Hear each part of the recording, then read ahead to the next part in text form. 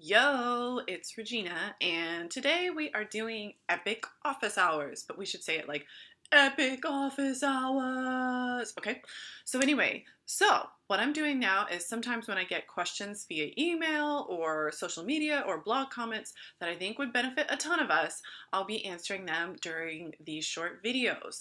And here's the deal, today's question is something that I hear a lot, and it's something that I struggle with a lot. I used to struggle with it. I still struggle with it in creating new stuff, creating projects, all of that stuff. So let's get to today's question from Sarah. So she says, my biggest struggle is narrowing down the focus for my blog.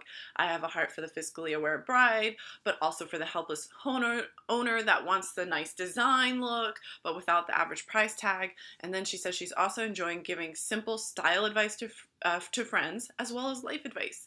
And then she says, shoot, my heart explodes with happiness talking about any of these topics, but how can I make that all work for the same blog? So I really like this question. And then she says, this is so awesome. Thank you, Sarah. She says, from one ninja to another. I appreciate your website. Thank you, Sarah. Now, here's the deal. I'm going to answer this question for you and for anyone who's maybe struggling with this the same way I would talk to myself. So this is not, I'm not trying to be harsh with us, but this is literally how I have to talk to myself. So I think that you are only passionate about something in theory until you invest in it and build it. It sounds like a great idea to talk about XYZ topic, ABC topic, DEF topic. I can't think of more letters in the alphabet, but you get what I'm saying. It sounds great to think about all those topics, and you are passionate about them, and you want to write about them or create videos or some type of online content about them, which makes total sense. But in my mind, you're only passionate about it in theory until you actually do it. Because so I have the, I guess we'll say, benefit of a web background. My mom made me learn code. My mom and dad made me learn code when I was like 2 or something.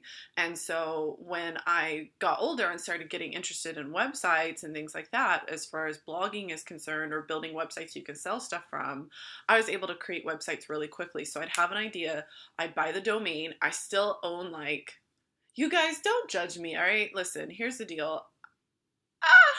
170 domains, whatever. Listen, moving on, okay?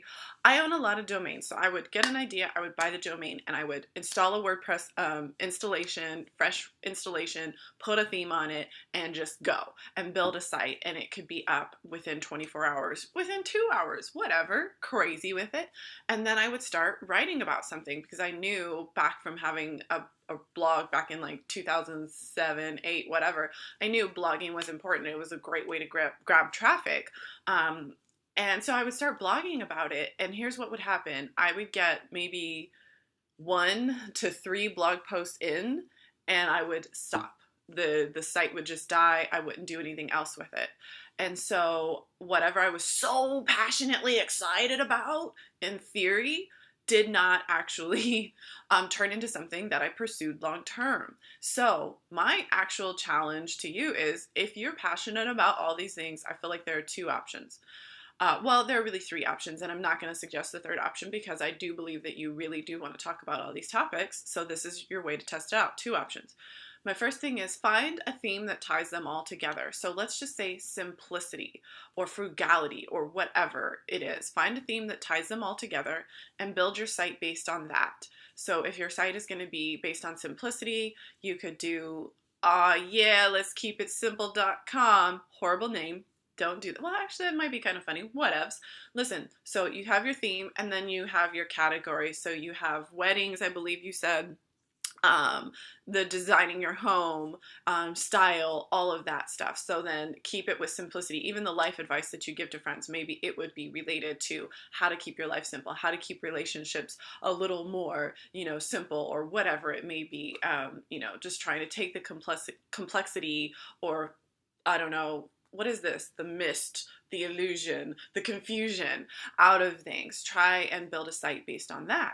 And so then anyway, you throw all your categories in there. And what I would say is test out which ones you can regularly and awesomely write about over time. So if you're 3 months in and you've been able to write about all of those topics consistently, I would bet you'll start to be seeing some traffic, especially if you're on social media, commenting on other people's blogs, being, a flirtatious, wonderful butterfly web person, whatever. You know the phrase I'm trying to say. So here's the deal. You would have traffic to your site, hopefully, and you will have had comments, or maybe even just you're asking your friends and family to go check out your site, and they will naturally comment on the posts that they connect with more, the ones that stand out to them more, and you may see some type of theme emerge. You may see that people really flock to your, simplicity in relationships or something like that, but maybe not so much to the bridal stuff. And then that can let you know what topic you might want to pursue further. Also, for you, and I think this is almost more important at first, for you, you may find like, dang, I love writing about this home styling advice, keeping it simple, keeping it inexpensive, and you may not come up with as many ideas for some of the other topics. So then you've narrowed it down, and hopefully you've named your site in such a way that that simplicity theme can apply to just that one topic. So then you can keep your same site and maybe just narrow it down to 1 or 2 topics that you like to talk about and let the other ones fall off. Second option is to actually just establish different blogs. And again, here's the deal. If you really are truly passionate about it, and if it's a really good fit for you and a good fit for the people you want to talk to, you could establish, say, the 2 different blogs if you feel your topics just don't mesh together well. And then same thing, like just see which one you write for, see which one gets traffic, see which one gets a good response from the people that you invite to come check it out, or just from the internet in general.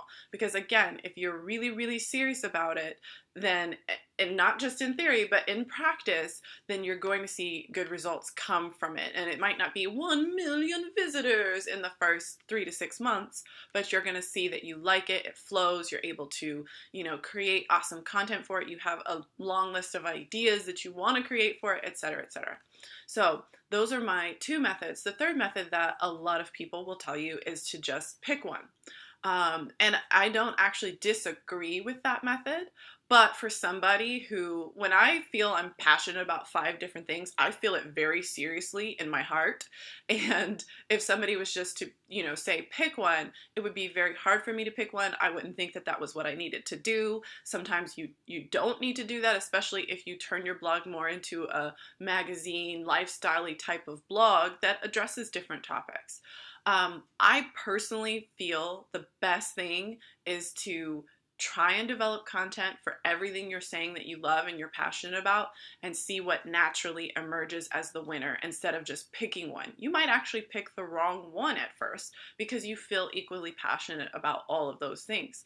And if somebody had told me to pick one back when I was trying to make a decision, I think I would have picked the wrong one. And it turns out that by me trying to write about a ton of different areas in business, which is just what I'm passionate about. I've established a ton of businesses in the past. It's what I studied in school. When I would try to pick just one area, I would have been, I don't know, confused, overwhelmed, and might have picked the wrong thing. And in me writing about all the different things I wanted to write about in business, so many different angles, I found the one that worked best for me. I really like talking to infopreneurs. I really like talking to people who are using the information, the knowledge in their head in very specific ways, and monetizing it. That is a true passion, and I feel like it's something that people can't take away from you for the most part, right? The knowledge inside of your head is just really about how you apply it. So that took me a while to come to that, and that was after trying a ton of different blogs, a ton of different blog topics. So I don't necessarily vote for the just pick one option. And I know a lot of marketers will tell you that I am so wrong for saying that, and that may be that it's not the correct answer for everyone.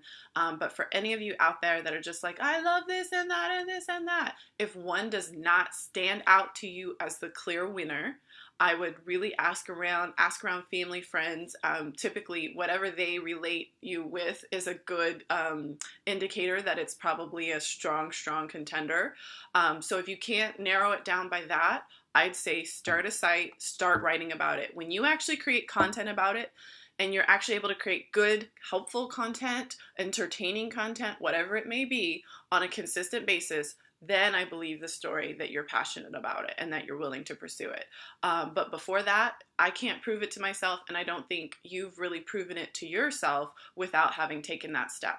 So if you want to kind of stay scrappy, hashtag stay scrappy, as I always say, I would maybe try a Squarespace website that is pretty easy to make look nice. I mean, I was just talking in an interview the other day, like, you really can't mess up a Squarespace site for the most part. Like, just plug your stuff into the theme, use some of the nice built-in fonts at first. You don't even necessarily have to make this most beautiful logo at first, and just start writing. And as you start getting traction and start really seeing what you like, then that's when you can really invite people and try and attract people to the blog and see what kind of emerges as the leader, or maybe they all stay and you build more of a magazine style brand that hits on multiple topics, okay?